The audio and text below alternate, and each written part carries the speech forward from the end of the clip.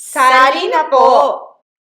Ngayon po ay linggo na sa karaniwang panahon, 11th Sunday in Ordinary Time. Nakakapanghinayang po at kitang-kita sa damdamin ng Panginoon ang lungkot niya. Kasi siyempre, pag nakita natin ang taong hikahos, kapatid mo, anak mo, di siyempre, di ba, nakakalungkot. Pero ang Diyos Ama, anak tayong lahat.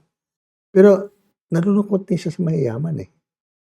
Kasi maging mayaman, maging mahirap, kung hindi nila alam ang daan patungo sa pagbalik sa kanyang poder sa kalangitan, wala po, sayang ang ating pinaghihirapan. So nangailangan siya ng mga tao na magsasabi, magtitestigo, cure, bind the sick, and all of that. Kasi hindi lang dapat natin tulungan ang tao eh. Pakilala natin ang Diyos. Ang Diyos na makapangyarihan ay Diyos nating amang mapagmahal. Pag hindi po natin napakilala yon, lahat po ng ating pinagsisikapan, walang katuturan.